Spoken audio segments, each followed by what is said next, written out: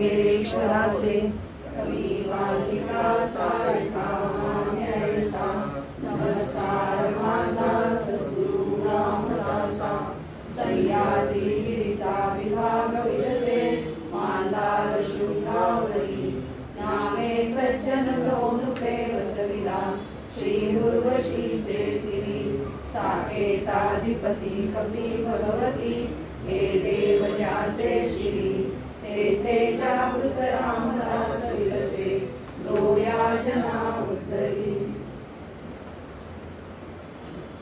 पंचमहाभूतातलं अगदी महत्त्वाचं तत्व आप याचा अभ्यास आज आपल्याला करायचा आहे. पाण्याच्या थेंबात थेंबात चैतन्य असतं. सकाळी उठल्याबरोबर पहिली काय गोष्ट असेल का डोळ्याला पाणी लागायचं आणि त्याशिवाय सुरुवातच होत नाही आपली. तर पाणी किती महत्त्वाचं आहे हे खरं तर काही आपल्याला माहीत नाही अशा प्रभाग नाही. अन्न एक वेळ नाही मिळाला थोडा वेळ तरी चालेल, पण पाण्याशिवाय आपल्याला जगताच येणार नाही. पाण्यामुळे सगळं म्हणजे ते जे पाण्यातलं चैतन्य आहे त्या चैतन्यामुळे अंकुर बघतात. साधारणपणाने आपण थोडा विचार केला तर कळतं की आधी वनस्पती तयार झाल्या, वनस्पती तयार झाल्यानंतर स्वाभाविक जलचर प्राणी तयार झाले, मग पशुपक्षी तयार झाले आणि मग माणूस तयार झाला. पण सगळ्यांचा विचार केला तर या क्रमाने सृष्टी रचना झाली असं म्हणायला आलं. आपण असं दासबोधामध्ये सुरुवातीपासून गणेशाचं जे स्तवन आपण पाहिलं तेव्हा आपण असं पाहिलं की या संबंध विश्वामध्ये एक जाणीव स्वरूप असा ईश्वर आहे. दाखवता येत नाही आहे बरोबर, पण काहीतरी असं शक्ती आहे आणि आपण असं म्हणूया की ती जाणीव स्वरूप शक्ती जी आहे ना ते कार्य करते. सगळंच चेतन अचेतन सगळ्या जीवसृष्टीमध्ये जे काही घडत असतं भोवताली त्या सगळ्या गोष्टींमध्ये ती जी शक्ती आहे जीवशक्ती, त्या जीवशक्तीला चैतन्य कोण देतं तर अशी एक जाणीव स्वरूप ईश्वर शक्ती आहे आणि ती ईश्वर शक्ती आहे करते. अगदी जडद्रव्याला सुद्धा अचेतन गोष्टी असतात तरी सुद्धा ती असतेच असते. आता तर विज्ञान एवढं पुढे गेलेलं आहे. नुकतंच मारुती चितमपल्लींचं निधन झालं, त्यांच्याबद्दलच्या अनेक गोष्टी आपण व्हॉट्सअपवरती आपल्याला वाचायला मिळाल्या तेव्हा आपल्या लक्षात आलं की अचेतन वाटणाऱ्या गोष्टींमध्ये सुद्धा म्हणजे लाजाळूचं झाड आपल्याला माहिती आहे की लाजाळूच्या झाडाला स्पर्श केला की पानं भेटून गेलं, पण एखाद्या वनस्पतीचं नुसतं फूल तोडलं, पान तोडलं आणि सूक्ष्मदर्शक यंत्रात ते पाहिलं तर तिथे पण काही हालचाल दिसते असं आपल्या आता विज्ञानाने सिद्ध केलेली गोष्ट आहे. म्हणजे अचेतन गोष्टीमध्ये सुद्धा हे चैतन्य आहे. आपल्याला असं वाटतं की झाडाचं आपण फूल तोडलं पण जिथून काही फूल वेगळं झालं त्या ठिकाणी काहीतरी घडतं, साध्या डोळ्याने दिसत नाही आहे, पण तिथेही जे काही होते सूक्ष्मदर्शकाद्वारे आपण ते पाहू शकतो. दगडावरती घाव घातला, दगडाचे 2 तुकडे झाले, तिथे सुद्धा काहीतरी क्रिया घडत. अचेतन गोष्टींमध्ये सुद्धा काहीतरी चैतन्य दिसतं. ही जी आहे ती जाणीव स्वरूप असणारी ईश्वराची शक्ती आहे. याचा विचार आपण केला तर पाण्यामध्ये ती फार असतो. म्हणजे वनस्पतीमधली थोडीशी लाजाळूच्या निमित्ताने आपल्याला कळली असं म्हणूया. मला हे उदाहरण देताना आठवण होते सुनीता देशपांडेंनी असं त्यांच्या पुस्तकात लिहिलं आहे की म्हणे माझी आई उंचीनं बेताची होती आणि मी म्हणे आईकडे गेले, मी उंचीनं जास्त पण आम्ही तिच्या पाण्यामध्ये फेरी मारून फुलं काढायचो तर मला टाचावरती करून खाली अशी ओढून फूल काढायला लागायचं आणि आई जवळ आली ना की ती फांदीच खाली व्हायची आणि व्हायची अगं मला काढ असं जणू फुलच आईला म्हणायचं. आता त्या लेखिका आहे त्यामुळे त्या अशा पद्धतीचं निरीक्षण टिकू शकतात. पण यातली गंमत आपल्या लक्षात येते की वनस्पतींमध्ये चेतन आहे, वनस्पतीला ओळख आहे, वनस्पती आपल्यावरती म्हणजे काम करणारी आईबद्दल कृतज्ञता दाखवतात असं दिसतं. झाडांशी बोलता येतं, झाडांशी आपण बोललो तर ती अधिक फळतात फुलतात असं जे की आपण आता पाहतो त्याच्यावर लक्षात येईल. झाडांकडून आपल्याला अधिक कळेल, पण बाकीसुद्धा आपण कुठल्या नवीन घरात गेलो की घराची पूजा करतो. खरं तर काय अचेतन गोष्ट आहे, घर आहे ते त्या घराला काय कळतं असं म्हटलं तर, पण नाही. आपण त्या वास्तूमध्ये सुद्धा ईश्वरी शक्ती आहे, काहीतरी जाणीव आहे. एखाद्या घरात गेलं की आपल्याला खूप बरं वाटतं आणि एखाद्या घराची नाही तर हे सगळं काय आहे तर त्या त्या घरामध्ये सुद्धा चैतन्य शक्ती आहे. मंदिरात गेल्यावर बरं वाटतं, मंदिरात चैतन्य शक्ती आहे. असा जर विचार केला तर ही जाणीव जी आहे ती आपल्याला पाण्यामध्ये अधिक स्वरूपात दिसते. पाण्यामध्ये गेलं की स्वाभाविकच बरं वाटतं.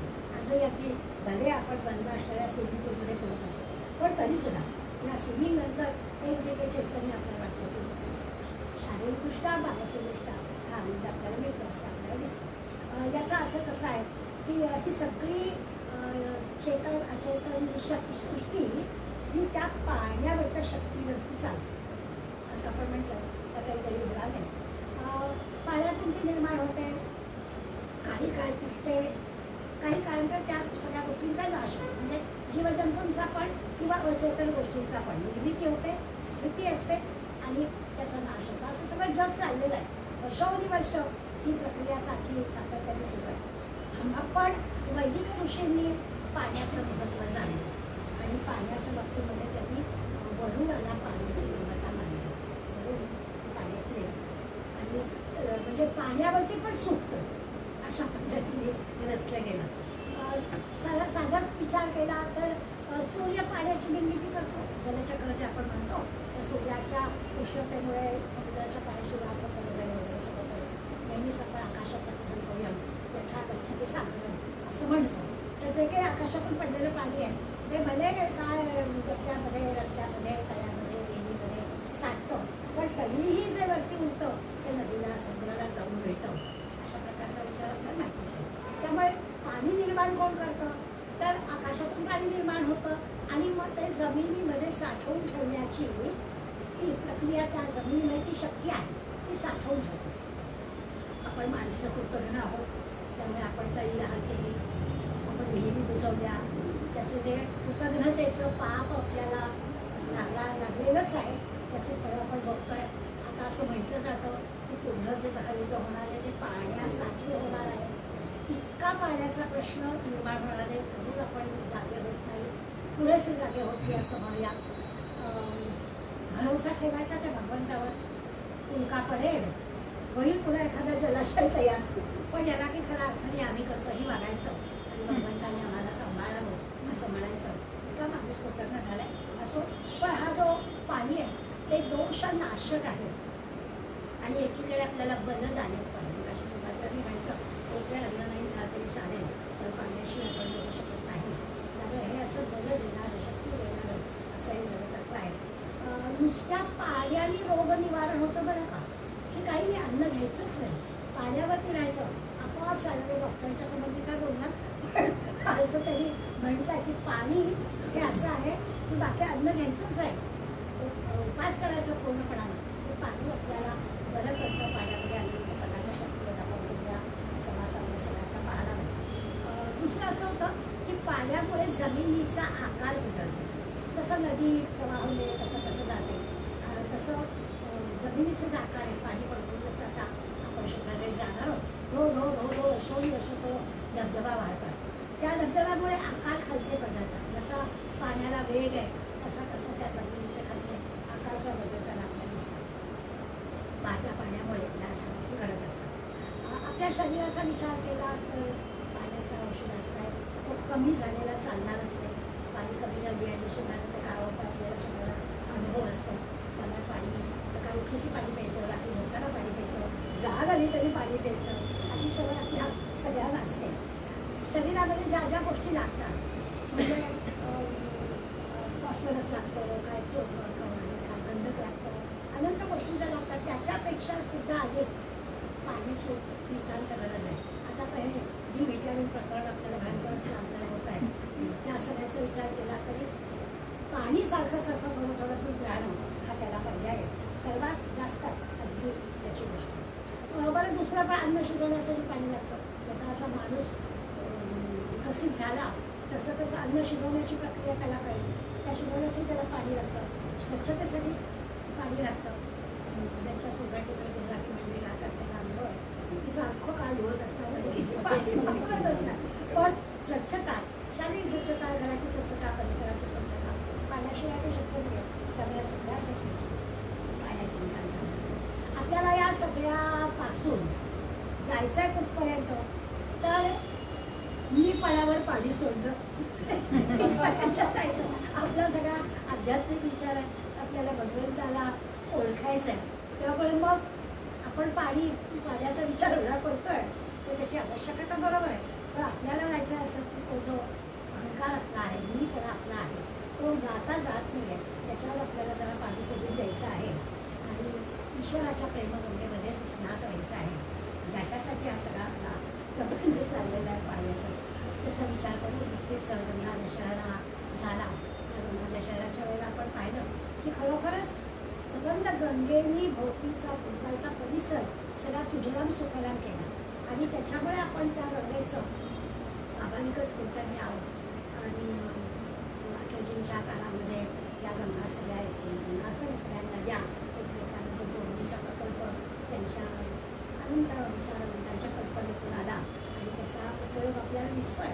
नंतर दिवसेंदिवस खरोखरच काय पाण्याचं देवांनी पाऊस पाडत नाही असं नाही, पण कधी कधी अवेळी पडतो आहे, कधी कधी अति पडतो आहे, कधी कधी अजिबात पडतो आणि त्याचे सगळे जे काही परिणाम आहेत ते आपल्याला भोगावे लागत आहेत. यासाठी म्हणून या पाण्याची सुद्धा त्या पाण्याची आवश्यकता आपल्या लक्षात घ्यायचं आहे. संबंध पृथ्वीवर जातींच्या मुळात त्यांनी आपल्याला आहे. सगळ्यात पहिल्या 10 अवयवांमध्ये समर्थांनी आपल्याला या आपो नारायण भगवंताचं पाणी म्हणजे काय तर त्याला आपो नारायण म्हणतात. खरोखरच देवाची पूजा करताना पहिली सुरुवात पाण्यापासूनच होते. तुला आम्ही काय देणार, तुझंच तुला आम्ही देणार, पण ती सुरुवात सुद्धा पाण्याने आणि पूजा करायची झाली तरी पाण्याने सुरुवात होते. पाणी हा पृथ्वीचा आधार आहे. ह्या सगळ्याच गोष्टी पाण्याशिवाय करता येणार नाही. सगळे जे पृथ्वीवरती 7 समुद्र आहेत त्या समुद्रातून 6 पाणी वाहत असतं. सगळ्या नद्या समुद्राला मिळतात.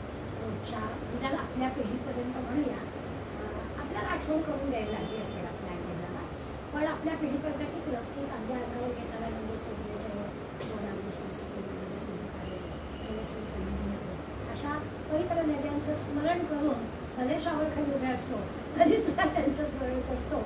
असं हे आहे. नातवंड आपल्या ताब्यात असतात तोपर्यंत आपण सगळं त्यांना शिकवतो. पुढे काय होतं ते आपण घराघरात बघतो, त्याच्यात शिरायची आवश्यकता नाही. पण असं लहानपणापासून काही संस्कार आपल्या पिढीपर्यंत झाले. लग्नाच्या याच्यामध्ये मंगलाष्टकामध्ये पण अगदी आवर्जून मंगलाष्टक म्हटलं जातं. गंगा सिंधू सरस्वती यमुना सगळ्या नद्यांची नावं घेऊन शेवटी करूया सगळा मंगलम, की हे सगळे या सगळ्या नद्या सगळं पवित्र करतात. असं आपलं जीवन पवित्र व्हावं अशा प्रकारची प्रार्थना मंगलाष्टकामध्ये पण होते. किंवा काले वैशुद्धी पर्जन्य असं सुखी सस्य सांगतो असं श्लोक म्हणून सुद्धा या पृथ्वीवरचं आणि स्वाभाविकच पाण्यामुळे पृथ्वीचं नाही तर पृथ्वी बिचारी काय करणार, पण पाणी आहे त्यामुळे ती सस्य शांत अशा प्रार्थना वेगवेगळ्या स्तोत्रातून मंत्रातून आपण करतो असं दिसतं. आपल्या शुद्धगिरीमध्ये त्या धबधब्याचं वर्णन समर्थनच करून ठेवलं. गिरीचे पुस्तके गंगा तेथून चालली बाई धमावानो कल्या धारा धमाना कल्या असं सगळं सुंदर वर्णन धबधब्याचं तिथे केलेलं आपण वाचतो. या सगळ्या गोष्टी पाण्याचं महत्त्व सांगणाऱ्या त्या भोवताली आहेतच. पर्वतावर कोसळणारं म्हणजे धबधब्याच्या रूपाने जे पाणी येतं त्यामुळे निरनिराळ्या गोष्टी म्हणजे त्या दऱ्यात निर्माण होतात किंवा पाण्याचे सरोवर निर्माण होतात, तळी निर्माण होतात किंवा मोठ्या उकळ्या ज्याला म्हणतो आपण काही नाल्यांचं आपण पाहतो की मध्येच त्या सर्कलच्या दगडातून येणारं जे पाणी असेल ते गरम आलेलं असतं. अनंत ठिकाणी आपल्याला भारतामध्ये फार सगळ्या गोष्टी आपल्याला पाहायला मिळतात. एवढं थंडगार बर्फाचं पाणी वाहत आहे पण विशिष्ट एका जागी माझं ते कुंड तयार झालं आहे आणि तिथे मात्र गरमच पाणी जे उकळतं पाणी आणि मग तिथे अगदी आपण एखाद्या भरत्यामध्ये बटाटे ठेवले, तांदूळ ठेवले, ते छानपैकी शिजून बाहेर जातं असे अनुभव आपण घेतो. हे सगळी निसर्गतः तयार होण्याच्या सगळ्या गोष्टी आहेत त्या सगळ्या आहेतच. आणि मग माणसांनी निर्माण केल्या पाठ काढलेले, कालवे काढलेले, धरण बांधलेले हे आणखी माणसांनी त्याच्यात भर घालून त्या पाण्याचा योग्य तो वापर योग्य ठिकाणी किंवा पूर येऊ नये, पाणी अडवलं पाहिजे अशा सगळ्या गोष्टी माणसांनी बुद्धिमत्तेच्या जोरावर केलेल्या आहेत. असं सगळं आपण पाण्यात म्हणतो. पण एकंदर पाणी किती महत्त्वाचं आहे. काही ठिकाणी आपण छान छान व्हिडिओ पाहतो. आपल्या रत्नागिरीजवळ परवाच आपण पाहिलं की मध्ये मोठा डोंगर आहे आणि त्या डोंगरातून जो मध्येच खडक आहे त्या खडकातून असं पण पाणी वाहत आहे. हे आश्चर्य वाटेल आपल्याला, कारण जर उडतं आहे तर हे सगळं खरोखरच अजब वाटतं ही गोष्ट आपल्याला पाहायला मिळते. असा सगळं पाण्याचं वर्णन दिसतं. कृत्रिम पद्धतीनं कारंजी करता येतात. किती किती बागा आपण सुशोभित केलेल्या आहेत. त्या बागातून किती कारंजी उडत असतात त्याने तेही आपण पाहतो. पण निसर्गतः नद्या वगैरे तयार होतात. तुम्हीच त्या माणसांनी त्याच्याकडे सगळं केलं आहे. एकूण संघाने पहिल्या 10 अवयवांमध्ये पाण्याचे निरनिराळे जे काही उपलब्ध असणाऱ्या गोष्टी आहेत त्या सगळ्याचं वर्णन पहिल्यांदा मध्ये केलं. सगळ्यात पृथ्वीपेक्षा सुद्धा पाणी वरचढ आहे. आता पुढे पुढे आपण जाणार आहे पाण्यापेक्षा तेल, पण पाणी आहे पण सूर्य हवा ना, त्यामुळे पाण्यापेक्षा तेल वरचढ आहे. त्याच्यापेक्षा वायूज्ञ असणारा पण असणारा वायुशिवाय चालत नाही, दिसत नाही आहे. आपल्याला वायूचा परिणाम दिसतो. हा छान वारा सुटला असं पण म्हणतो, याचा अर्थ आपल्याला दिसतं हलवताय पालवताय बदलताय हलवताय, पण पकडून दाखवताय नाही हा वायू असं. किंवा शरीरातला वायू प्रकार पडतो. पहाटे पहाटे असा काही पोटीमध्ये डोळा येतो किंवा आपणही हैराण होऊन जातो. तर तो जो काही क्षणभर असणारा वायूचा त्रास होतो आपण वेगवेगळ्या पद्धतीने चांगला आणि वाईट दोन्ही गोष्टी त्याच्यातल्या पाहतो. तो वायूपेक्षा सुद्धा अंतरात्मा श्रेष्ठ आहे. आणि या अंतरात्म्यापेक्षा हा जो परब्रह्म आहे त्या परब्रह्मापर्यंत आपल्याला पोचायचं आहे. पण ह्या पृथ्वी आपले वायू आकाश या सगळ्यांचं बघून मग त्यांच्यापेक्षा श्रेष्ठ म्हणजे यांना सगळ्यांना निर्माण कोणी केलं. जसं आपण या आधीच्या समासात पाहिलं होतं की ब्रह्मा विष्णू गणेश ठीक आहे, ब्रह्माने पृथ्वी निर्माण केली ठीक आहे, ते ब्रह्माला कुठे निर्माण केलं. तो जो परमात्मा आहे त्या परमात्म्यापर्यंत आपल्याला पोचायचंच आहे. त्याची आपण बघून समज करून देतात आणि मग पुढे जातात. पुढे 11 ते 15 वर्गांमध्ये निरनिराळ्या तीर्थक्षेत्रांचा पण उल्लेख समर्थाने केला. हे जे काही पाण्याचे स्रोत आपण पाहिले त्याच्यामध्ये सुद्धा अनेक ठिकाणी महिमा गाता येईल अशी तीर्थक्षेत्र निर्माण झाली. जसं महाराष्ट्राचं गरम पाणी, थंड पाणी, औषधी पाणी, ते आपल्याला अगदी पाणी जवळ आमच्या लहानपणापासून एक कुंड तिथे आहे. आणि आता आपल्याकडे स्किन डिसीज असलं आपण डॉक्टरकडे जातो. पूर्वी स्किन डिसीज असला तर गंधाच्या पाण्यात जाऊन कुणी मारून यायचं की सगळी कातडीचे सगळे रोग बरे व्हायचे, काही राहायचं नाही. पण आता ह्या गोष्टींवरती आपला विश्वास कमी झाला. त्याचं आणखीन पण एक कारण आहे, आवाजच्या सवय गर्दी झाली तिथे. आणि मग तिथलं जे शुद्धीचं खरं कारण होतं ते नाहीसं झालं असं आपल्याला वाटलं. खरं तर असं काही घडत नाही, त्याच्यात ओरिजिनलच हे आहे. त्यामुळे असं काही घडणार नाही, पण आपला विश्वास कमी आहे. त्यामुळे आपण पटकन कितीही आजारी प्रकारचं करून स्किन डिसीज झाला की डॉक्टरकडे जातो. अशा नैसर्गिक याचा वापर करतो. वेलींमध्ये कंदमुळांमध्ये सुद्धा रस आहे. निरनिराळ्या औषधी गोष्टी या अशा वनस्पती फुलांमधला रस आहे. शोध लागता आहे, लोक त्याच्यावर संशोधन करता आहे, त्याच्यातून पण औषधं तयार होत आहे असं दिसतं आपल्याला. पण हे पूर्वापासून आलेलंच आहे की आपल्या या सगळ्या वनस्पतींमधून फुलांमधून पानांमधून पानाचा रस सगळ्यांना आपल्याला माहिती आहे. आपल्या लहानपणी एक साधारण पावसाच्या दिवसामध्ये सुरकुंडीचा काढा असा घरोघरी व्हायचाच. थोडंसं आलं घालायचं, रवा घालायचा, थोडं ताक घालायचं. सुरकुंडीची पानं उगवतात, शेवंतीसाठी पानं दिसतात आणि ती पानं आमची आजी वाटायची आणि त्याचा काढा काही व्हायला नको पोटदुखायच्या आधीच पावसाळ्यामध्ये पोटदुखीचे आजार होण्यापूर्वी त्या सुरकुंडीचा काढा घराघरातून द्यायचा. पातीच्याचा काढा घराघरातून द्यायचा, कुटुंब काढा असंच त्याला म्हटलं जायचं. झालं की नाही द्यायचं, सर्दी झाली खोकला झाला की मग नाही आधीच. अशा प्रकारे वनस्पतींपासूनची औषधं आपल्याला लहानपणी व्हायचीच आणि ती आपण वेगवेगळ्या सगळ्या गोष्टी. तर ह्या सगळ्यांमध्ये असणारा रस आपला विषयाचा पाणी आहे. त्या वनस्पतींमध्ये असणारा रस हा रस असा गुणकारी आहे. आपण पाहिलेला आहे कंदमुळांमध्ये रस आहे, फळांमध्ये रस आहे, पानांमध्ये रस आहे, मुळ्यांमध्ये रस आहे. कदाचित उदाहरण सांगितलं असेल आपण. ते शहरी झाल्यामुळे किंवा आपल्याला एक समाजाचं दडपण आहे. माझ्या सासूबाई पहिल्याचं निमित्त झालं, पुण्याचं हात बोलणं आणि कौशल्यगिरी ऑपरेशन झालं, घरी आणलं वापरलं जायचं, जे की क्रमाक्रमाने ज्या सगळ्या गोष्टी घडत तसं सगळं घडलं. आणि त्याच वेळेला आमच्या ड्रायव्हरची पण आई पडली होती आणि त्याचं पण असं झालं, हेच वय असंच हात बोललं होतं, असंच सगळं घडलं होतं.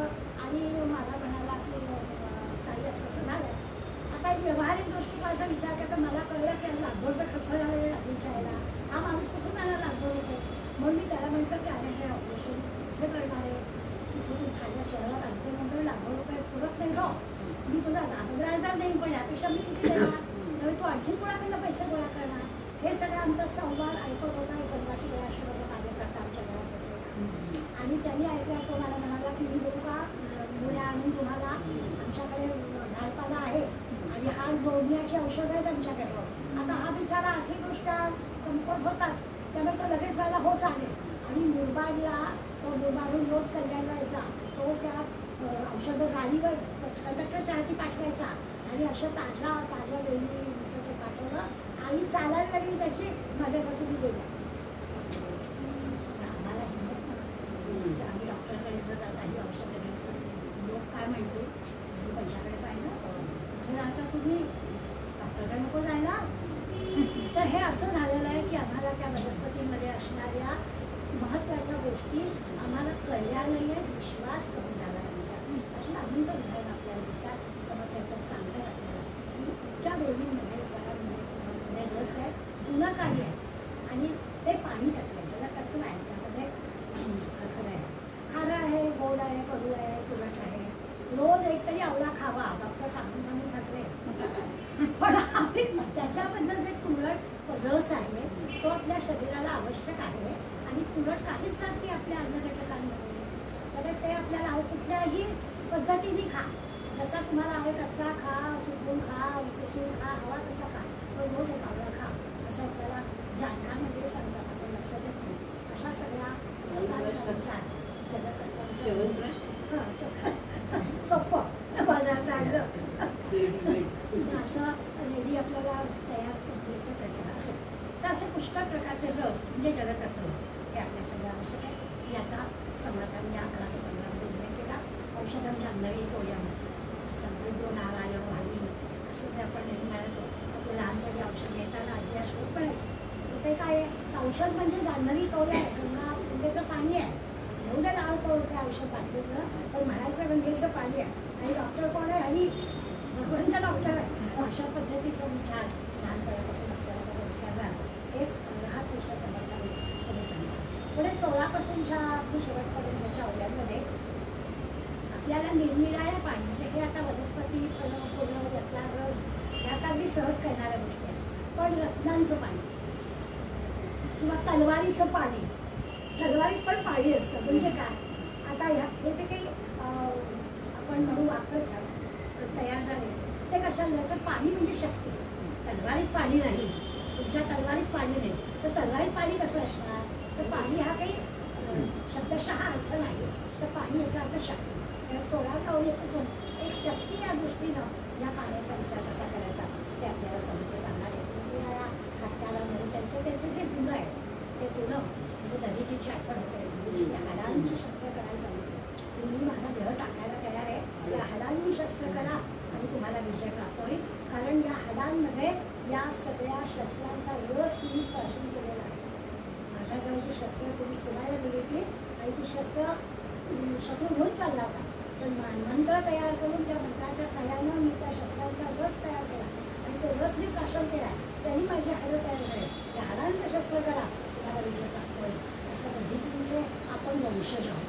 त्यामुळे या पण गोष्टीचा पाणी या सगळ्या आपण विचार केला. असा हा देह जरी झाला तर तो पाण्यापासून बनलेला आहे, हे तर खरंच आहे. पृथ्वी पाण्यापासून बनलेली आहे, हे पण खरंच आहे. निरनिराळे समुद्र आपण वर्णन करतो. या दृष्टीने सगळे समुद्र खाण्या पाण्याचे आहेत, खारा समुद्र असंच आपण म्हणतो. पण शरीराचा विचार केला तर गुणाचा समुद्र. बरोबर योग्य वेळेला बाळाचा जन्म झाल्यावर आईच्या शरीरामध्ये गुणाचा समुद्र कसा तयार होतो, साखरेचा समुद्र त्यांच्या शरीरात तयार होतो. हे सगळे शरीरात निर्माण होणारे समुद्र आहेतच. त्याचा उल्लेख आपल्याला दिसतं की सगळे समुद्र खाण्या पाण्याचेच आहे. काळा समुद्र असं नाव आहे, पिंक सी ज्या ऑस्ट्रेलियामध्ये पिंक सी पाहायला गेलो होतो. तर असं अनेक नावं आहेत. त्या ठिकाणी असणाऱ्या खडकांमधून येणारं पाणी, त्यामुळे होणाऱ्या त्या पाण्याचे गुणधर्म, या सगळ्या गोष्टी तर वेगळ्या आहेतच. पण आपल्या शरीराचा जर विचार केला तरी गोड्या पाण्याचा समुद्र, अश्रू असतील तर खाऱ्या पाण्याचा समुद्र, असं सगळे आहेतच. त्याच्यात सुद्धा आनंद अश्रू असेल तर तो गोड्या पाण्याचा समुद्र, दुःखाचे अश्रू असतील तर खाऱ्या पाण्याचा समुद्र. अशा सगळ्या गोष्टी आपल्या एकाच शरीरामध्ये हे सगळ्या प्रकारचे समुद्र आपल्याला पाहायला मिळतात. झाडाच्या आपण पाहिलं तर झाडाच्या मुळाशी आपण पाणी घालतो, त्याचा परिणाम सगळ्या झाडामध्ये दिसतो. टोटल पानं लगेच त्याची पुढे येणारी असतात. प्रत्यक्ष पाणी तिथे आपण घालत नाही किंवा पाणी तिथे दिसतही नाही आपल्याला, पण पाण्याचा परिणाम जो काही आहे तो आपल्याला वनस्पतीमध्ये दिसतो. अशा पद्धतीने त्या पाण्याचा विचार आपल्याला करता येईल. बीजाशी त्या पाण्याचं मिश्रण होतं. जमिनीतलं औषध, उष्णता सूर्याकडलं औषध आणि पाण्यातलं औषध असं सगळं मिळून त्या बीजामध्ये असतं आणि त्या बीजामधली शक्ती त्या पाण्यामध्ये मिसळते आणि त्या सगळ्या वनस्पतीला मिळते असं आपण म्हणतो. आणि म्हणून आपण निरनिराळी उदाहरणं घेतो. समजा ऊसाची एकच जमीन आहे, एकच सूर्य आहे, एकाच वेळेचं पाणी मिळत आहे. पण ऊसाच्या शेतामध्ये ऊस तयार झाला आणि ऊस आपण खाल्ला की कोणाला गोड लागतो. मिरचीच्या शेतामध्ये मिरची खाल्ली तर तिखट लागते. गुलाबाच्या शेतात गेलं तर त्या गुलाबाला छान सोबत त्या भाषेत म्हणजे पाणी तेच, सूर्य तेच, जमीन तीच, पण त्या बीजामध्येच एक हे आहे वेगळे. पण त्या बीजामुळे त्या रसाला त्याचा स्वाद येतो असं ते दिसतं. म्हणजे पाणी किती किती प्रकारे सगळीकडे उपयोगी पडतंय, आपल्याला समजतंय. सारखं सारखं ब्रह्मांडाचा विचार करता म्हणजे अशा अचेतन गोष्टींमधल्या दृश्य जगातल्या गोष्टींचा विचार करता करता देहाचा म्हणजे पिंडाचा पण आपण विचार करतोय. शरीराच्या बाबतीत पण तसंच आहे. खरोखरच कष्ट करणारा जो शेतकरी आहे त्याच्या घामाचं जे आहे त्या घामाचा खरोखर सुगंध वेगळा आहे. आता त्याला घाम नाही म्हणायचं, त्याच्या घामाला वास नाही आहे. आम्ही कारखान्यामध्ये काम करणारी मंडळी, शेतकऱ्यांची शेतामध्ये काम करणारी मंडळी यांच्या कष्टाचं पाणी होतं, कष्टाचं चीज आहे. आम्ही नुसतंच घरात आणि उकडता म्हणतो, कष्ट काहीच करत नाही. त्याचे परिणाम आपण बघतो. साधारण आपण आता हे एखादी बोलण्याची गोष्ट आपण सगळं 20 ते 30 या वयातली मुलं मुली पाहिली की आपल्याला चिंता वाटते की आवाजासह वजन त्यांची वाढलेली आहे. हे सगळं कशामुळे? तर घाम गळण्यात जात नाही. पाणी जे नको असेल तयार होत आहे ते बाहेर पडायला हवं, ते घडतच नाही असं आपल्याला दिसतं. अशा अनंत गोष्टी आपल्याला समर्थ सांगतात एवढं, पण आपण कालाप्रमाणे त्याला वेगवेगळ्या पद्धतीनं लावू शकतो. दुसरं, या जमिनीवर वाहणाऱ्या पाण्याच्या आवाजाचा पण उल्लेख समजतो की वेगवेगळे आवाज असतात. आता आपल्याला इथं कोणीतरी घरातलं बेसिनचा वेळ चालू होतं आणि आपल्या कामाला घेऊन पाणी कुठे पडत आहे किंवा आपण धावत जातो. पाण्याचा एक विशिष्ट आवाज असतो वेगळा. तो आपण धबधब्याचा आवाज असू दे, सागराच्या काठी असतो तर त्या समुद्राच्या लाटांचा आवाज असू दे, कुठल्याही ठिकाणचा असो, पाण्याचा एक विशिष्ट आवाज आपल्या कानामध्ये धक्का झालेला असतो. आणि खरं तर असं आहे की निसर्गातल्या या पाण्याच्या प्रवाहाचे आवाज आपल्याला आनंद देतात. त्या आवाजाचा आपल्याला त्रास होतो. या घरातल्या पाण्याच्या आवाजाचा त्रास होतो, परंतु निसर्ग सानिध्यात गेलो आणि मग जो की आपल्याला पाण्याच्या आवाजाचा आनंद घेता येतो तो आपण सगळे अनुभवला. म्हणून आपल्याला समुद्राच्या काठी जाऊन बसावं सांगतो. एक शांत लईमध्ये त्या लाटांच्या आवाजाचा छान परिणाम आपल्या मनाला आनंद देणारा अनुभवतो. हीच गोष्ट धबधब्याच्या बाबतीत आहे.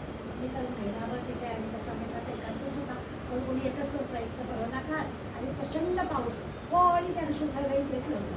पण त्या धबधब्याच्या आवाजामध्ये इतका काही आनंद होता की असं भय वाटलंच नाही की अरे आपण तुझ्या जगात येऊन पडलं, एकदाही असं मनात आलं नाही.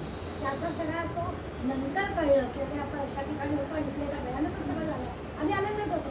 एवढं सगळं बाहेर काही झालं आहे, आम्हाला काही करताही पण नाही, टी व्ही नाही, बातम्या नाही, काहीच नव्हतं. तर असं सगळं आनंद देणारा निसर्ग असतो. हा अनुभव आपल्याला स्वाभाविकच येतो.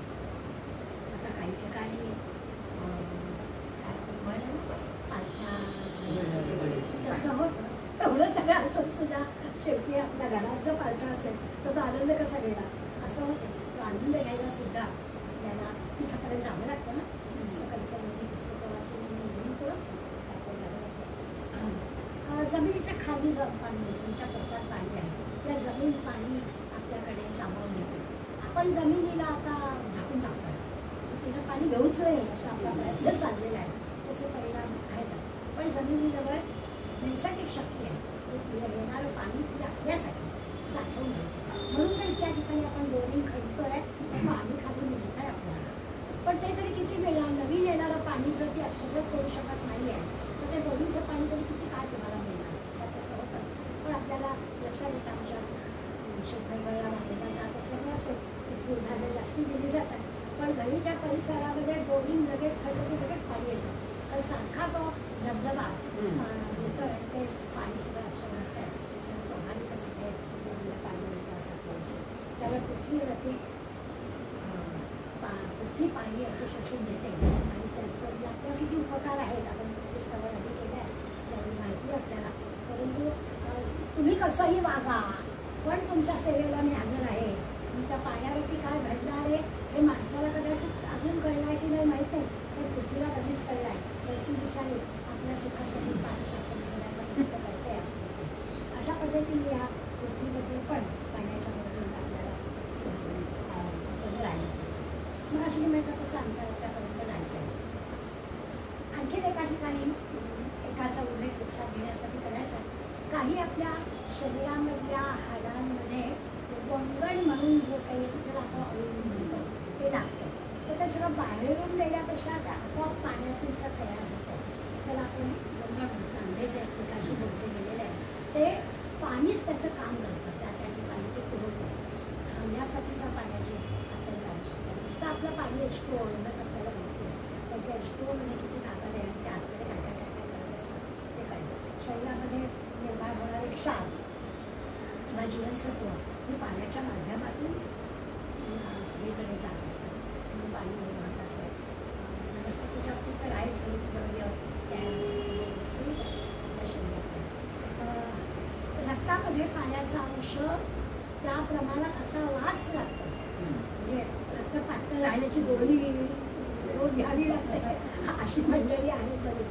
याचं कारण तेच आहे की ते पातळ राहिलं नाही तर आपल्या रक्तवाहिन्यांमध्ये अडचण तयार होईल. ते व्हायला नको. पाण्याचा अंश आता सगळ्यांना आपल्याला सांगितलं जातं. छोट्या छोट्या गोष्टी असतात पण लक्षात ठेवायला लागतात की आंघोळीला जाताना पाणी पिऊन जा. आंघोळीला आलात की पाणी प्या. याचं कारण आपण गरम पाण्याने आंघोळ करतो. आपल्या आतली उष्णता आणि बाहेरच्या उष्णतेत फरक पडला तर रक्ताच्या प्रवाहावर फरक पडतो. म्हणून पाणी पिऊन आंघोळीला जायचं. म्हणजे आपोआपच आतल्या पाण्याचा प्रवाह राहील. आल्याबरोबर परत पाणी प्यायचं. अशा छोट्या छोट्या बाबतीत पाणी हे किती महत्त्वाचं आहे ते आपल्या लक्षात येईल. त्यामुळे शरीरामध्ये जीवनसत्व, शरीरापेक्षा शरीरातलं रक्त या सगळ्या गोष्टींसाठी या पाण्याचं म्हणजे त्याचं प्रमाणसुद्धा कमी जास्त चाललं. 70% पाणी आपल्या शरीरामध्ये लागतं. कमी झालेली ठाऊक आपल्याला माहिती आहे. आपल्या पेनजवळ एक डोंगरावरती रानशेत नावाचं गाव आहे. पेनजवळच आहे. म्हणजे रानशेतच्या वस्तीवरच्या बायका लाकडाची मोडी पेनमध्ये विकायला आणतात. तर ते डोंगर उठून खाल्लीचं. तिथे वनवासी आश्रमाचा आश्रम आहे. डोंगरावरती काही 50-100 झोपड्यांची वस्ती आहे. त्यांच्याजवळ शेळी, गाय, म्हैस, प्राणी आहे. त्यांचा चरितार्थ त्या डोंगरावरच्या जंगलावरच चालतो. गावामध्ये असं लाकूड विकायला येणं किंवा आणखी त्यांच्या जंगलात विकायला वस्तू असतं तर विकायला लागल्यावरती त्यांच्या चर्चा. पण वनवासी आश्रमाने या लोकांसाठी तिथे आश्रम बांधला. आणि आपला एक काळे नावाचा मुलगा त्या ठिकाणी पूर्ण वेळ काम करायचा. आम्ही गेलो ते बघायला. मी मुद्दाम रानशेचं उदाहरण काय देते की तिथल्या जीवनाची आपल्याला असं इथेपासून कल्पना येते. तर आम्ही बघायला गेलो होतो. त्यांनी लग्न पण केलं होतं आणि ती वनवासी आश्रमाच्या कार्यकर्त्याशीच केलं होतं. आणि छोटा एक मुलगा त्यांना होता. त्या मुलाला तिथल्या शाळेत घातलं होतं. ते काही वेरिंगच आहे की आपल्या मुलाला शहरी शाळेत पेडला शाळेत आणि ते वनवासी आश्रमाचं काम आम्ही करतो आहे. तर याच्यात वेळ घालून कसं झालं. बाकीची वस्तीतली मुलं शिकतात तिथेच माझं पाहू शकेल. त्यामुळे तिथेच ते पाहू शकत होतं. कमीत कमी वस्तूंमध्ये बरं तिथे सरकारने घरं बांधून दिलेली आहेत त्या जो जन्मदान राहणाऱ्या लोकांनी. ती घरं कशी आहेत तर एकच थोडीशी 15x7ची अशी खोली आणि मध्ये एक अशी भिंत अगदीच भिंत इकडे आणि इकडे दिसेल असं. आणि मग त्या बाजूला चुली वगैरे मांडायला चुलीच आपल्या सगळं दिसतं तिथे. त्यामुळे चुली अशा दिसायला 2 खोल्या पण एकाच खोलीत असे 2 भाग अशी घरं दिलेली आहेत कौलावी. आम्ही महेशकडे एक दिवस गेलो 2 जण आणि मग एकंदर तिथलं जीवन जवळ पाहत असा म्हणजे आणि त्या डोंगरावरून आम्ही चक्कर मारला. तर मला एक तो सांगत होता आणि मला असं धडधडत होतं. म्हणजे पाहायला ज्या मुलाचं ते डेली आहेच पण अशा पद्धतीनं जीवन जगतात आणि आनंदाने जगतात हे पाहण्यासारखं होतं. मला जाता तर म्हणाला इथे राहणाऱ्या बायका रिकामे हांडे घेऊन उतरतात. डोंगर उतरावं लागतं आणि उतरल्यावर विहीर आहे. मोठी विहीर आहे. 12 महिने पाणी त्या विहिरीला आहे.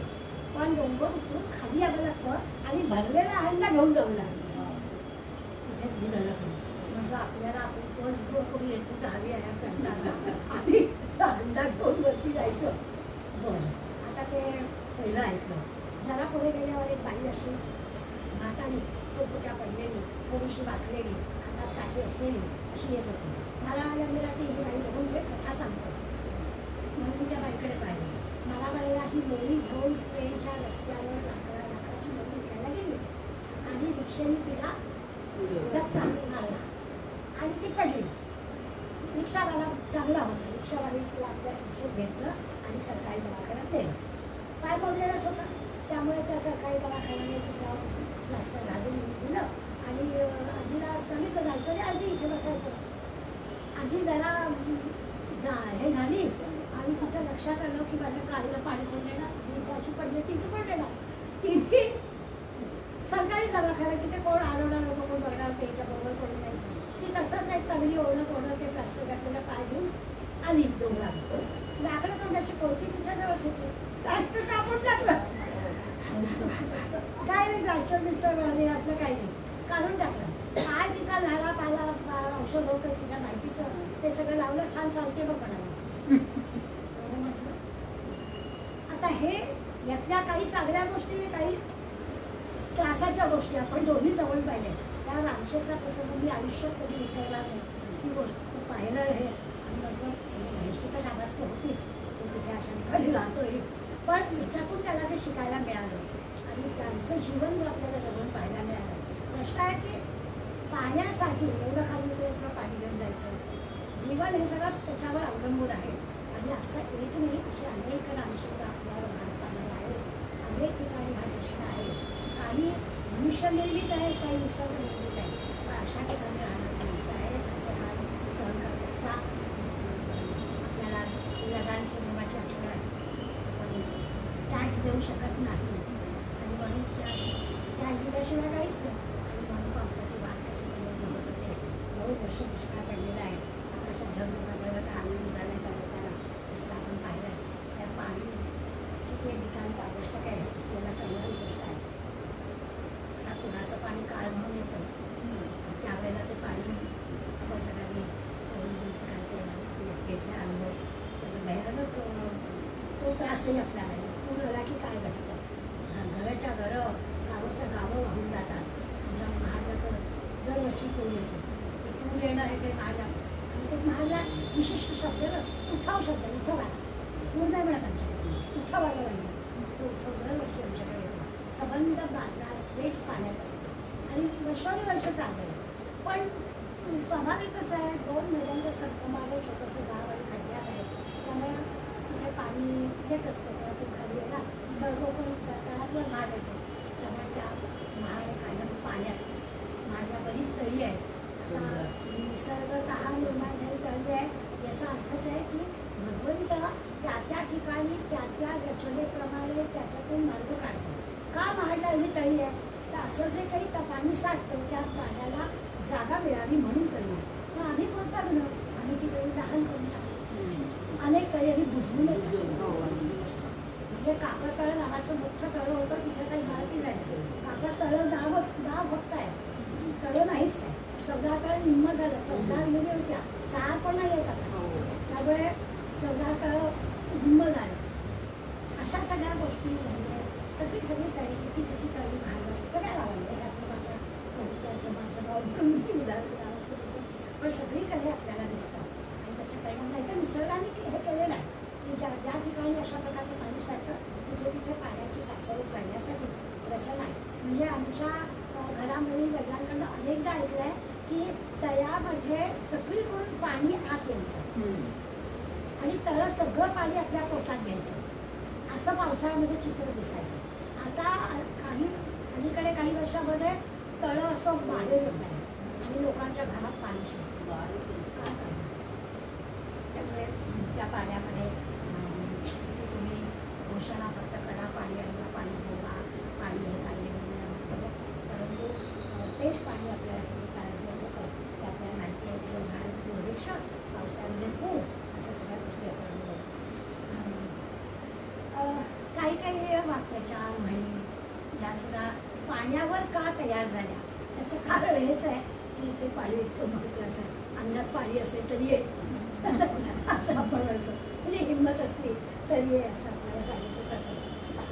खरं तर असं वाटतं म्हणजे आहे की आता चंद्र उपग्रह आपल्या अगदी जवळ आहे. ते आता आपण मंगळावर गेलो तर या ठिकाणी जर पाणी असेल तर लगेच आपल्यासाठी पृथ्वीसाठी तिथे पण लगेच संख्या वाढणार नाही.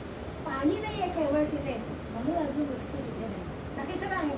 तिथल्या मातीचे अंश आपल्याकडे आले ना प्रयोगासाठी, तर माती आहे तिथे, ऑक्सिजन आहे तिथे, तिथे राहता येईल. पण पाणी नाही आहे तिथे. त्यामुळे प्रश्न निर्माण झाला. पाणी जर तिथे मिळालं तर आपल्याला इथे जी काही लोकसंख्या वाढली ना थोडी आपण तिकडे पाठवून देऊ, आपलं गाव होईल. तर असं सगळं पाण्याचं आहे. पाण्यामध्ये भागवत शक्ती आहे, सूर्याची उष्णता खेचून घ्यायची शक्ती आहे. आणखीन काय पाहिजे? त्यामुळे स्वाभाविकच आहे. असं जरी असलं तरी परमेश्वर सगळ्याचा आधार आहे असं आहे. मला म्हणजे असं आपण म्हणतो की त्या सुधा मूर्तींची पुस्तकं येतात त्याच्यापुढे याच्याबद्दलच्या बऱ्याच कथा आहेत बरं का. पाण्याच्या 3 जलाशय नावाची कथा आहे. आपण कदाचित सुधा मूर्तींची पुस्तकं वाचली असेल तर आपल्याला कळेल. तर त्याच्यामुळे तरी त्या जलाशयासाठी काय खेडेगावातल्या बायकांनी केलं आहे त्याच्या कथा. एक कथा मला अगदी म्हणजे मनाला भिडली आहे म्हणून तुला फक्त उल्लेख करते. म्हणजे सावकाशी गीता पुस्तकाचा आयुष्याचं धन गिरवताना या नावाचं पुस्तक आहे. त्याच्यामध्ये अशा प्रकारच्या कथा आहेत. खेडेगावातून अशिक्षित वाटणाऱ्या बायकासुद्धा किती महत्त्वाची कामं करू शकतात आणि त्यांना काय कोणी सांगितलेलं नाही आहे, पण त्यांना हे कसं करावं असं वाटतं. तर तिथे ना अम्मानीचं तळं म्हणून एक गोष्ट आहे.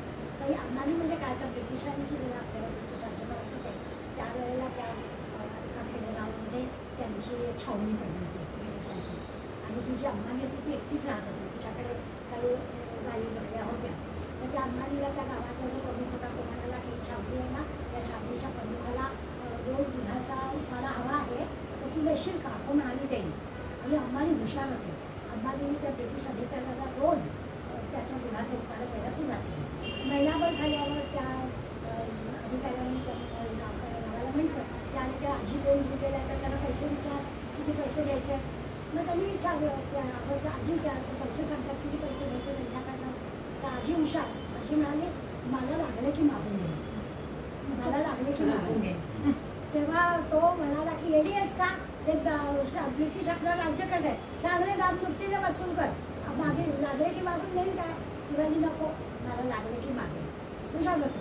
असं तो जवळजवळ 2 वर्ष गेली. त्याचा मुक्काम तिथेच होता. सारखा तो त्याला आठवण करायचा. आणि त्या आजीला सांग ती मला ताक देते, दही आणून देते, दूध आणून देते, खवा करून आणून देते, काय मला दुधाचे पदार्थ खाऊ लागते, असं बिल सांग.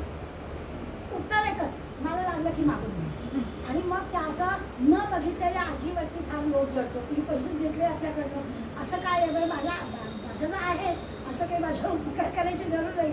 म्हणून तो म्हणतो एक दिवस ते घेऊन गेले म्हातारीला, मला बघायचंच आहे. मग त्याची बदली होते.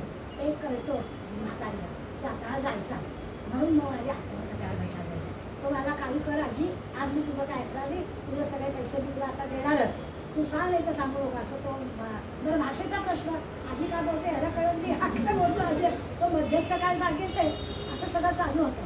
तेव्हा आजीने आपलं सगळं बरोबर उघड केलं. ती आजी म्हणाली की असं कर, तुझ्या लष्कर आहे तुझ्या ताब्यात, आता तू जाणार आहेस, आमच्या गावामध्ये तळं खोदून दे, मला पैसे नको तुझे. ही जी काही दृष्टी आहे ना ती वेगळी आहे. म्हणजे मला काही नको, मी तुला रोज लिटरभर दूध दिलं तर काय माझ्या घरात गाई आहे, मी देणारच आहे, माझ्या गावासाठी काय करतोस बोल, असा तुझ्या ऐकलं. म्हणून त्या अम्मानीचं तळं म्हणून त्या सुधा मूर्तीने कथा लिहिली आहे. मला आश्चर्य वाटतं की एवढंसं ते गाव आणि काय लष्करी छावणी म्हणतात तर ते ब्रिटिश आपले शत्रू त्यांच्याशी, आणि बोलली नाही, बोलण्याच्या कोणाच्या कारणीला करू दिलं नाही. मला लागलं की मागणार आहे, मला फुकट पण नाही आहे, भावातलं मला लागलं की मागते, असं म्हणून त्या माणसाला ते हे केलं. अशा गोष्टी पाहिल्या की आपल्याला कळतं की अरे हे पाणी हे वेगळंच आहे. तर पाण्याच्या म्हणजे जसं पाण्याचा वाफ, पाण्याचा बर्फ, पाणी, या सगळ्याच गोष्टीला गारा निरनिराळ्या रूपाने आपण पाण्याकडे बघतो.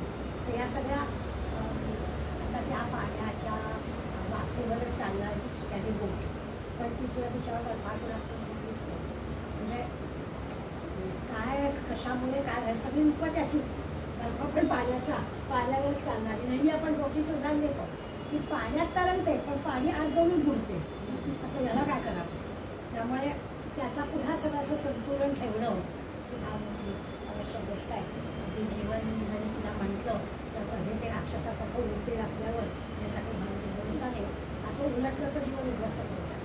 आणि त्यामुळे त्या पाण्याला जीवन पण म्हणायचं, परंतु एकीकडे त्याच्याशी जरा सामोपचारानेच वागायचं. म्हणजे काही गैर वागून सांगितले निरनिराळ्या वाक्प्रचार म्हणी त्या निमित्तानं माझ्या ह्याच्यात तुम्ही आणखी भर घाला. पण काही आपल्या बसल्या निवडली आहे. मला आठवण झाली नाथवाडी तिथे पाणी काढलं की आपण म्हण होते नाथवाडी इतके प्रयत्न करायचे की जमेलच आपल्याला किंवा तोंडचं पाणी पडालं, काळजाचं पाणी झालं, डोळ्यात टचकन पाणी आलं, ते ठिकाणी आपण पाणी सुद्धा पाहिलं. मोदींची गोष्ट आहे ना, पाण्याची बैठक होतो, लहान होते पण मोदीं म्हटलं की त्यांचं कुठलंही असलं तरी आपल्याला कौतुकाचंच पाहिजे. तर लहान शाळकरी मोदी असताना गाण्याच्या कार्यक्रम आता नेलं तरी कशाला मोठा की पण नेलं. आम्ही चिंचेचं बुटू खात होते हो, काय माणूस तो गाडा बिचारा समोर बसलेला, तर असं तोंडाला पाणी सुटलं. अशा सगळ्या भक्तीच्या त्या पाणी ह्या गोष्टीच्या असतात. पाण्यासारखा पैसा मुलं खर्च करत नाही. पाण्यासारखा अरब देशात पैशापेक्षा महाग पाणी आहे. अनेक देशात हल्ली पाणी विकत आणावं लागतं. रोज जसा दुधाचा उकाडा तसं त्यांच्या पाण्याच्या बाटल्या आपल्याकडे हल्ली होतात की बऱ्याच ठिकाणी सोसायटीमध्ये पुरेसं पाणी सेट करतात, टँकर आणावं लागतं आणि पाणी पैसे देऊन पाणी घ्यावं लागतं किंवा तळे राखेल तो पाणी चालतं. अशा कितीतरी अंगात पाणी आहे का असं विचार. सगळ्या माझ्या कष्टावर पाणी पडलं, काय पाणी शक्यापैकी तुम्ही वापरतो. अशा पाण्याची या पाणी ह्या गोष्टीमुळे इतकं आपलं जीवन पक्कं झालं आहे की आपण जर एक दिवस सकाळी ठरवलं की पाणी शब्दच वापरायचा नाही जमला आपल्याला. इतकं आपलं त्याच्याशी आहे. आता म्हणजे 3 रूपं आहेत त्याची. एक म्हणजे बर्फाचं रूप की तेही शक्तिरूप आहे. म्हणजे आता म्हटलं असं ते बोट बर्फावरती झाली ना म्हणून मोठं धूळ बोटीचं पण बर्फामध्ये त्याच्यापेक्षा शक्ती किंवा वाहतं पाणी म्हणजे जलरूप त्याचं असं म्हणतात. ज्याला आपण तरुण माणसाला सरसरतं रक्त आहे. तर सरसरतं म्हणजे पाण्यासारखं त्याचं रूप आहे. बर्फाचं रूप हे बालरूप म्हणतात. हे सरसरतं तरुण रूप आहे. आणि बाष्प हे वृद्ध रूप आहे. बाष्पामधली शक्ती जी आहे म्हणजे अनुभवाची शक्ती ज्याला म्हणतो तशी शक्ती आहे. आता असं विचार केला आता हळू आपल्याला जायचं आहे कुठे हे सगळं पाणी पाणी ठीक आहे. आपल्याला ज्या ठिकाणी जायचं आहे तिकडे तुम्हाला नेण्यासाठी मग हे जे बालरूप आहे ना ते शांत आहे, मुरादच आहे, शांत रूप आहे. जे वाहतं सरसरता तरुण उत्साह असणार आहे ते उत्साह रूप आहे. तरुणामध्ये ती शक्ती असते पटकन त्यातलं काम सांगितलं पटकन ते उत्ताप करायला जातात म्हणजे उत्साह आहे. आणि हे जे वृद्ध रूप आहे बाष्प रूप आहे ते म्हटलं तर अनुभव होतं. त्यामुळे विचार केला तर ह्या पाण्याच्या 3 रूपातून आपली 3 रूपं आपल्याला कळतात. तर तसं हे जे अनुभव रूप आहे त्या अनुभव रूपामुळे आपल्याला लक्षात येतं. आता आपल्याला लक्षात येतं की हीच सगळी गोष्ट जसं हिवाळा पावसाळा उन्हाळा आता म्हटलं तसं बाल तरुण आणि वृद्ध तसं जोडलं ते सगळं रजतम अशा सगळ्या 3 गोष्टींमध्ये हरवले किंवा प्राथमिक माध्यमिक आणि आणखी आता नंतर महाविद्यालय ते महाविद्यालय अशापर्यंत 3 स्टेप्स ज्या असतात त्या सगळीकडे जातो किंवा आधी मध्ये आणतो कार्याच्या 3 अवस्था. अशा 3 अवस्थांमध्ये या सगळ्या गोष्टी आपल्याला असतात. अशा 3 अवस्था आपल्याला पाण्याच्या रूपातून सुद्धा बघायला मिळतात आणि या पाण्याच्या 3ही अवस्थातून आपल्याला पार व्हायचं असतं. आता हे सगळं करताना जायचं आता आपण ना एक शाश्वत ब्रह्मनिरूपण म्हणून समस्या आपली अभ्यास करतो. त्याच्यामध्ये आपण प्रत्येकाचं असं पाहिलं होतं की प्रत्येकाला एक गुण दिला आहे म्हणजे विषय दिला आहे की आपले ज्वालू आकाश तसं शब्दस्पर्श असं बनलं असं प्रत्येकाचं ते गुण दिलेलं आहे. या सगळ्या गुणाचा विचार केला तर आपल्याला लक्षात येईल की हे जे रसाचा म्हणजे पाण्याचा जो गुण आहे तो रस असा आहे. शब्दस्पर्श रस आहे तर त्या रस हा पाण्याचा गुण आहे. तर नुसतं पाणी नाही तर प्रत्येक आपण इंग्लिशमध्ये इंटरेस्ट म्हणजे रस असं होतं ते प्रत्येक गोष्टीमधला रस म्हणजे पाण्याचा विषय. तर मला या गोष्टीत रसच नाही म्हणजे या गोष्टीमध्ये असणारं जे जलतत्व आहे ते तुला ओळखतच आहे असं प्रत्येक गोष्टीत चालू आहेच ना. अशा तऱ्हेनं या रस या शब्दाकडे त्यांनी पाहिलं. नेहमी धर्मराज युधिष्ठिराची आणि यक्षाची गोष्ट आपल्याला आठवते. यक्षाने काही गोष्ट युधिष्ठिराला विचारले होते आणि युधिष्ठिराने त्याची अगदी चटकन उत्तरं दिली म्हणून 5 पांडव जिवंत झाले 4 पांडव जिवंत झाले असं आपल्याला दिसतं. त्याच्यामध्ये यक्षाने प्रश्न विचारला किम स्वीत अस्य उपजीवनम म्हणजे माणसाच्या उपजीविकेचं सर्वात अधिक आधार असणारी गोष्ट कोणती. उपजीविकेला आधार असणारी गोष्ट कोणती. युधिष्ठिराने लगेच उत्तर दिलं पाणी.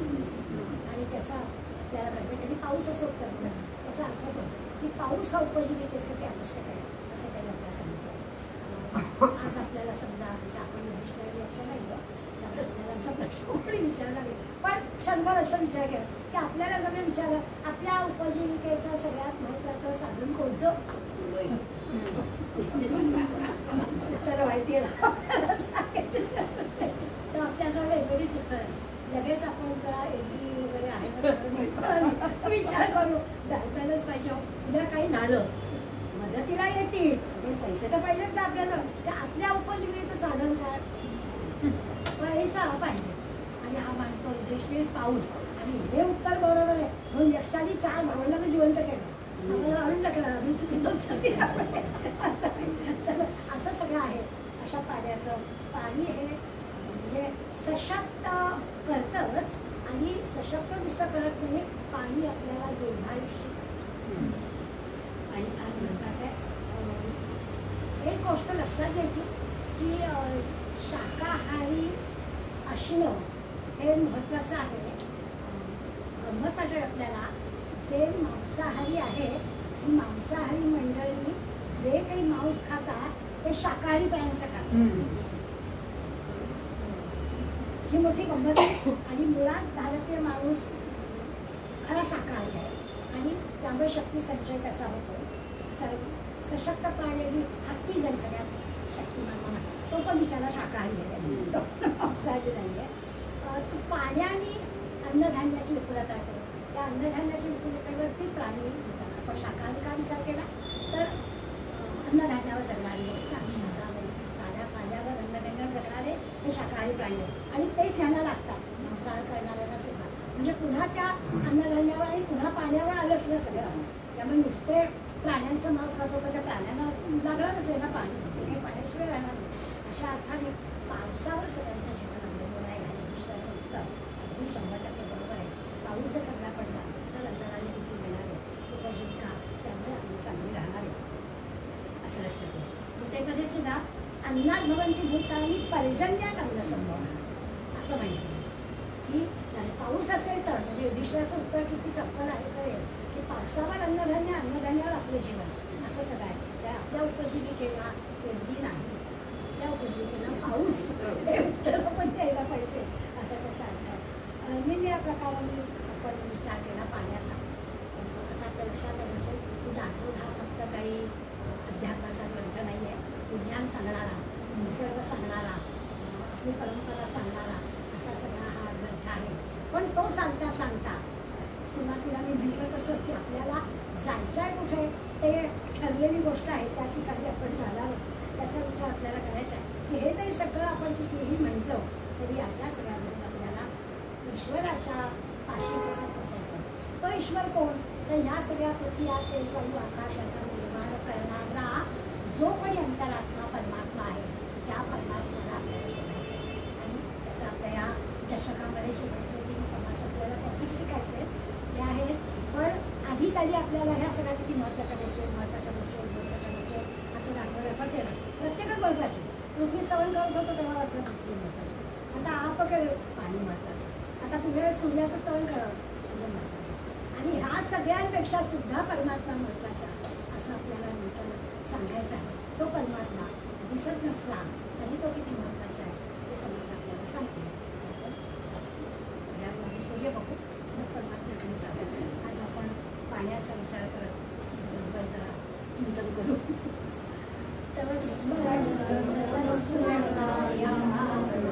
कधी यमुन सरेश हितरक्षणार्य तुझी कथा नावडो तुझ्या समया मुष्टी करुणी रेषकाली पडो. जय रघुवीर समर्थ. स्वस्थ शरीर